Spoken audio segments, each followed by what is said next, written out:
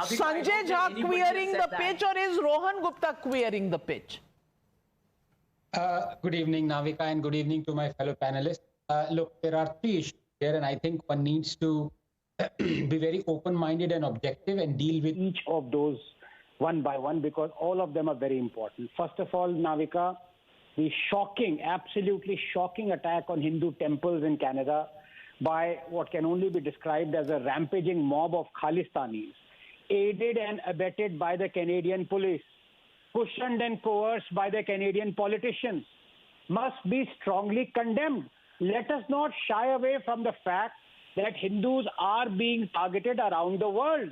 This is the price they have to pay for their tolerance. From Leicester to Toronto to Dhaka to Melbourne to Palamu, there have been hundreds of Hindu-phobic attacks. The fate of Hindus, I'm afraid, is sealed. But what is happening to this peaceful, hardworking, affluent, law-abiding community abroad is appalling. And what is happening to it in Canada is especially vile, because, Navika, it is being deliberately stoked by political motives. And the man stoking it is none other than Trudeau. Did you notice how he deliberately omitted mentioning who the perpetrators were of this dastardly attack in his condemnation tweet? Which flags were they carrying? Why? This is the problem. This is the nub of the issue, which brings me to point number two. I repeat, the only thing lower than Trudeau's credibility is his intelligence. He has ruined Canada's relationship with India, possibly for years, Navika, if not for decades to come. For what? For little gains in Canadian electoral politics? This is the reason. The problem is, you fast forward to 2024, what's been going on by Trudeau for the last 3-4 years, just like his father did 3 decades ago. He is kowtowing to Khalistani terrorists just to placate the increasingly influential vote bank.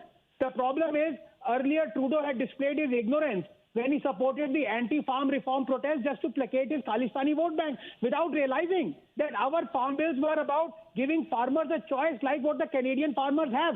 The fact is, Trudeau has done nothing to stop the funding of secessionist groups in Canada who want to foment trouble in India. The attack on our temples, Navika, our embassies, the making of kill lists, the grisly tableau showing Khalistanis gunning down our own ex-prime minister. And what does Trudeau do? Absolutely nothing. And now he's panicking. You know the reason why? Because his party has lost important by-elections in Montreal. 20 of his MPs have asked him to step down. His alliance partner, Jagdeep, another Khalistani, is no longer with him. Separatists in Quebec are forming up for a revolution of sorts. He is going to be toast in the upcoming elections. That is the real reason, Navika. But look at the unseemly argument and war of words that we are seeing back home. And I want to ask our friend from Samajwadi Party, गौरव चाचरा जी, मैं आपसे पूछ रही हूं, क्या गलत है अगर कहा जा रहा है कि एक रहेंगे तो सेफ रहेंगे? हम क्यों बांटना चाह रहे हैं? ये सवाल सिर्फ कनाडा से नहीं पूछा जा सकता, ये हमें अपने आप से अंदर भी इस देश के पूछना पड़ेगा। इसलिए पूछना पड़ेगा क्योंकि अगर कहा जाता है कि बांग्लादेश में अटैक है हिंदुओं पर, तो कोई एक लफ्ज भी बोलता है? क्या बोला था अखिलेश जी ने? आपको याद होगा, वो जो ऐसे हैं कम्युनिटी के घुमा फिरा के हिंदू शब्द नहीं इस्तेमाल करना।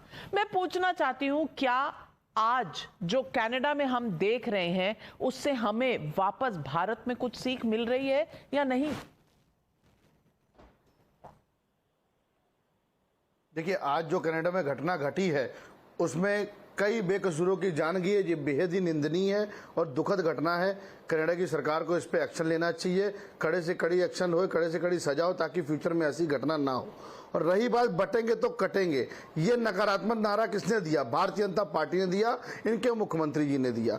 ये देश में कैसी प्रथा चलाना चाह रहे हैं?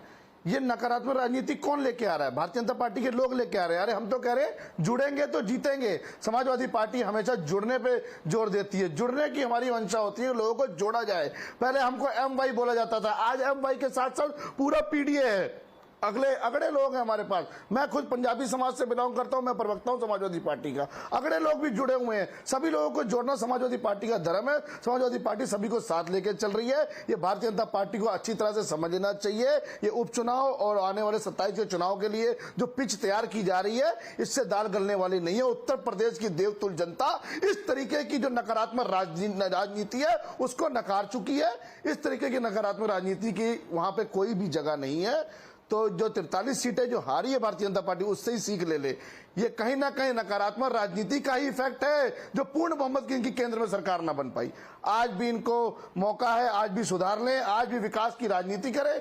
आप देखिए कैसी विडंबना है, मुख्यमंत्री जी उत्तर प्रदेश से कहीं जा रहे हैं दूसरे प्रदेश में, तो उत्तर प्रदेश का मॉडल की बात नहीं करते हैं, कोई विकास की बात नहीं करते हैं, बटेंगे तो कटे की बात करते हैं।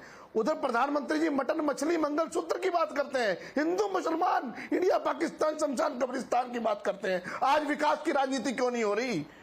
आज एक्सप्रेसवे की बात क्यों नहीं हो रही? आज लैपटॉप की बात क्यों नहीं हो रही? आज अंडरपास की बात क्यों नहीं हो रही? आज रोजगार की बात क्यों नहीं हो रही? आज महिला अपराध की बात क्यों नहीं हो रही? आज डॉक्टरों की हालत देख लीजिए, आज सफाई कर्मचारियों की हालत देख लीजिए, आज अस्पताल उत्तर प्रदेश के देख लीजिए, ना डॉक्टर है, ना डॉक्टर, ना स्ट्रेचर है, ना है सफाई, और बटोर कटो की राजनीति कर रहे हैं वाजपेयी। इससे दाल नहीं गलने वाली।